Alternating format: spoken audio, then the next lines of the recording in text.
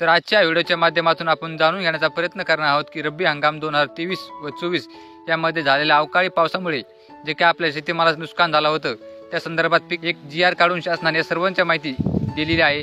तर तुम्ही स्क्रीनवरती पाहू शकता की डिसेंबर 2023 व 24 या कालावधीतील अवेळी पावसामुळे झालेल्या शेती पिकाच्या नुकसानाकरिता मदत देण्यासाठी निधी वितरित करण्यात मान्यता देण्याबाबत रब्बी हंगाम 2023 व 24 हा GR दिनांक 4 मार्च 2024 रोजी शासनाने निर्गमित केलेला आहे। तर आपण शासन निर्णय वाचूया काय झाला आहे।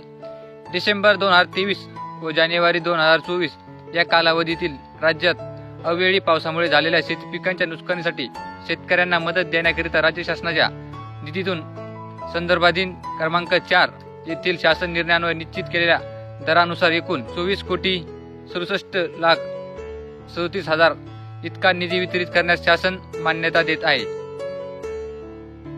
या शासन निर्णयासोबत जोडलेली प्रपत्र लेखा शीर्षणीय दर्शवल्याप्रमाणे क्रमांक 2A येथे नमूद शासन निर्णय 2024-1-2023 अन्वये सूचित केल्यानुसार आवश्यकतेनुसार पूर्ण नियोजनाद्वारे अथवा अन्यथा तूर्त उपलब्ध करून घेऊन कार्यासन म 11 यांनी हा निधी वितरित करावा।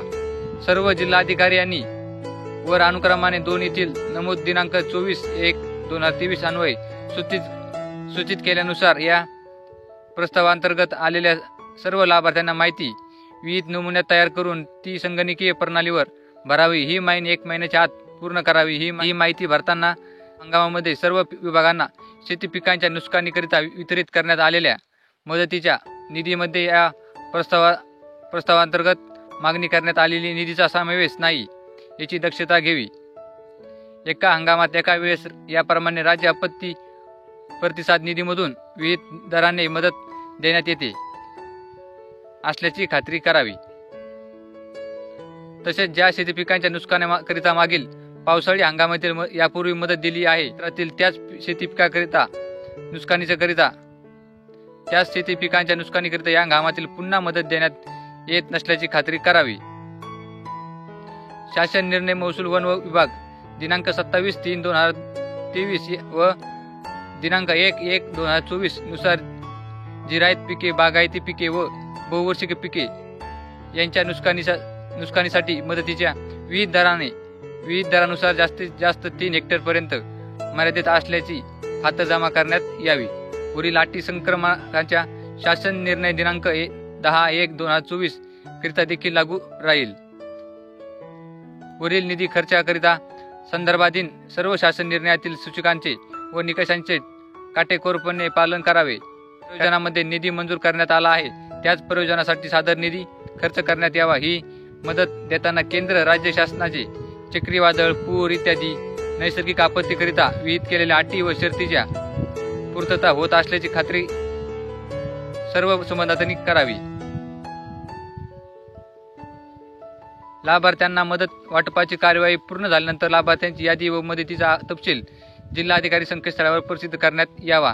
या आदेशाद्वारे तसेच यापूर्वी वेळोवेळी निर्गमित केलेल्या आदेशांद्वारे नैसर्गिक आपत्तीच्या शेतकऱ्यांना दिलेली मदतीची निधी बँकेच्या बँक कर्ज खात्यात अथवा अन्यथा वसुलीसाठी वळती करू नये याकरिता जिल्हाधिकारी यांनी सर्व बँकांना आवश्यक ती सूचना निर्गमित कराव्या। या सर्व सूचनांची अंमलबजावणी करण्याची जबाबदारी संबंधित जिल्हाधिकारी यांची राहील।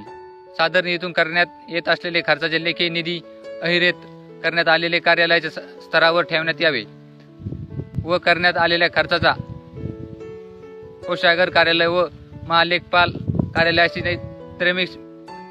त्रैमासिक ताळमेळ घेण्यात यावा।